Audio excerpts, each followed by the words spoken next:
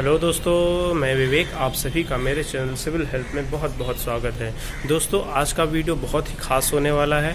आज हम बात करेंगे ब्रिक वॉल की। आजकल जैसे हम लोग देख रहे हैं मॉडर्न ट्रेंड में या मॉडर्न टेक्नोलॉजी के अकॉर्डिंग सबसे पहले क्या किया जाता है, कोई भी बड़ा स्ट्रक्चर हो, छोटा स्ट्रक्चर हो, चाहे वो एक नॉर्मल हाउस हो छोटा सा या बड़ा कोई कंस्ट्रक्शन बिल्डिंग हो, चाहे वो स्कूल हो, हॉस्पिटल हो या कुछ और हो, आप देखते होंगे कि जनरली क्या किया जाता है, पहले फ्रेमवर्क स्ट्रक्चर खड़ा कर दिया जाता है, फिर उसके बाद आपका ब्रिक वॉल बनती है पूरा फ्रेम, कॉलम्स और स्लैब के साथ खड़ा करके, और फिर उसके बाद में पार्टीशन वॉल बना करके, जैसे ही मैप के अकॉर्डिंग हमारा रूम्स होते हैं, लॉबी होती है या और पार्टीशन होते हैं, उसको किया जाता है। तो दोस्तों, आज हम बात करने वाले हैं कि वो कौन कौन सी बातें हैं जो हमें ध्यान रखनी चाहिए ब्रिक वॉल कंस्ट्रक्शन के समय। जब भी हम ज्वाइन कर रहे होंगे, कॉलम टू कॉलम आपका वॉल बना रहे होंगे, तो वो कौन सी चीज़ें होंगी कि हमें ध्यान में रखना है, ताकि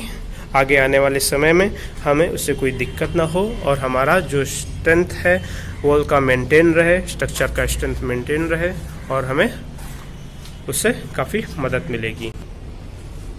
जब भी हम वॉल कंस्ट्रक्शन करते हैं या ब्रिक वर्क करते हैं, तो कॉलम्स के बीच में जब भी ब्रिक कंस्ट्रक्शन वर्क चल रहा होता है हमारा, तो हमें कई सारी प्रॉब्लम्स देखने को मिलती है। क्रैक्स आ जाते हैं, वॉल अच्छे से स्ट्रेंथ नहीं गेन कर पाती, स्ट्रक्चर अच्छे से स्ट्रेंथ गेन नहीं कर पाता है, अटैचमेंट दोनों में अच्छा नहीं होता है। तो इन सब चीज़ों की बात करेंगे आज हम, कैसी प्रॉब्लम्स हैं, उन प्रॉब्लम्स से हम कैसे निजात पा सकते हैं, क्या क्या बातें हमें करनी चाहिए, कौन कौन से स्टेप्स हमें लेने चाहिए, वो सारी चीज़ हम बताएंगे आज आपको। दोस्तों, जब भी आप सुपरविज़न कर रहे हो तो सबसे पहले आपको याद रखना है कि आपका सबसे बेसिक स्टेप जो होना चाहिए वो है हमारा एंडुलेशन रेक्टिफिकेशन। वो क्या होता है कि आप कोई भी जगह से स्टार्ट करें, एक पॉइंट से जहाँ से आपको स्टार्ट करना है, वहाँ पे आपको क्या करना है कि एक ब्रिक की लेयर बिछा करके, पूरा एक लेयर शुरुआत करके इधर से और उधर से या कहीं से भी स्टार्ट करके, आपको पहले लेवल पे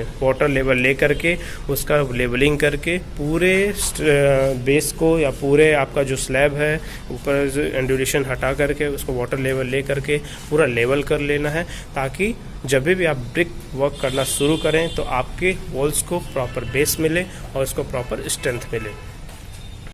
सो गाइस, दूसरे स्टेप की बात करेंगे हम। जो दूसरा स्टेप होगा हमारा, कॉलम और कॉलम के बीच में जब भी वॉल कंस्ट्रक्शन हो रही होगी, तो सबसे पहले जहाँ पे हमारा पॉइंट ऑफ जॉइनिंग या अटैचमेंट पॉइंट होगा, तो हम कॉलम पे हैकिंग करेंगे। हैकिंग क्या होता है दोस्तों, जो भी आपकी कॉलम होती है उसमें आप हैमर से या चिज़ल से आप क्या करते हैं, वहाँ पे मार्क्स बना देते हैं हैमर करके उसको, ताकि आपका जो बॉन्ड है वह वॉल और कॉलम के बीच में अच्छे से बन पाए।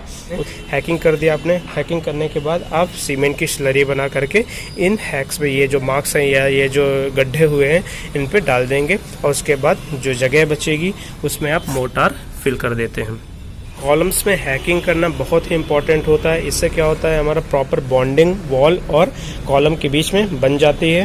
फिर स्लरी आप बना करके, इसमें दोगा जिसे भी बोलते हैं, आप उसे डाल देंगे, तो प्रॉपर हैकिंग की वजह से और स्लरी की वजह से जो और मोर्टार जो आप बीच में फिल कर देते हैं, एक प्रॉपर बॉन्ड क्रिएट हो जाता है और क्रैक्स आने के चांस भी कम हो जाते हैं।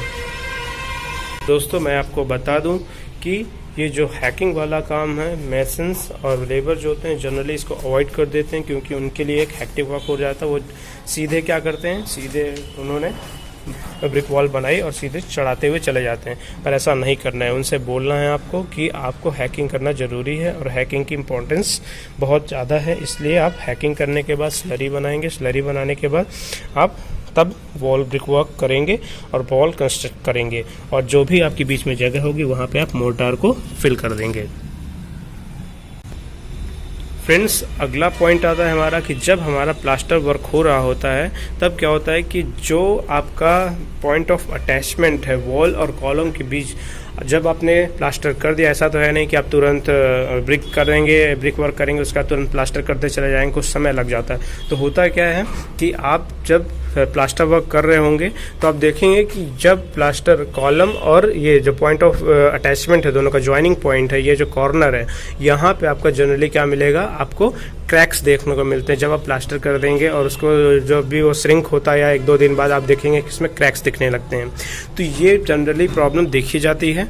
तो इसको भी अवॉइड करने के लिए आप क्या कर सकते हैं, एक आपका आता है चिकन मेश जिसे बोलते हैं, मुर्गा जाल भी बोलते हैं, वायर मेश, फाइबर मेश, आप कुछ भी बोल सकते हैं, आप उसको यूज़ करेंगे। आपको इसमें भी क्या करना है, हैकिंग करके और उसको वायर मेश यूज़ करके तब प्लास्टर वर्क करेंगे, तो आपको ये जो क्रैक्स होगा ये इन दोनों के या कॉर्नर्स के बीच में आपका ये क्रैक्स नहीं आएगा। अगर आप चाहते हैं कि ये अवॉइड करना चाहते हैं, क्योंकि ये काफ़ी महंगा भी पड़ जाता है, आपका जो चिकन मेश है और ये वायर मेश होता है या फाइबर मेश होता है, इसको यूज़ करना काफ़ी महंगा भी पड़ जाता है। तो अगर आप इसे अवॉइड करना चाहते हैं तो इसके लिए भी एक उपाय है, आसान सा उपाय, उसे बोलते हैं ग्रूविंग वर्क। दोस्तों मैं आपको दिखाना चाहूँगा ग्रूविंग वर्क होता क्या है। ग्रुप्स जैसे काट देना, जैसे कि आप सामने देख पा रहे हैं, सामने वाली बिल्डिंग में आप देख पा रहे हैं कि कई सारे ग्रुप्स जैसे कटे हैं। आप देखिएगा कि बीम्स है, बीम बनी हुई बीम्स और ये वाली बीम, तो यहाँ पे आपका ग्रुप्स जैसे कटे हुए हैं। तो ग्रुप्स क्यों काट दिया जाता है कि जो भी आपका पॉइंट होता है, पॉइंट ऑफ ज्वाइनिंग या पॉइंट ऑफ अटैचमेंट, वहाँ पे आप क्या करते हैं, सीमेंट को कट कर देते हैं। तो कट जैसा बनाना या ग्रुप्स जैसे बना देना, ये इससे क्या होता है कि आप जो क्रैकिंग है इसको अवॉइड कर सकते हैं, क्रैक्स नहीं आते हैं, और वैसे हमारा प्लास्टर वर्क भी काफ़ी अच्छा होता है और स्ट्रेंथ भी काफ़ी अच्छी मिलती है। दोस्तों ग्रूविंग वर्क करने से होता क्या है कि हमारा पैसे भी बचते हैं, इकोनॉमिकल भी हो जाता है और हमें एक प्रॉपर बहुत अच्छा लुक देखने को भी मिलता है, जैसे कि आप सामने वाली बिल्डिंग पे वॉल पे देख सकते हैं।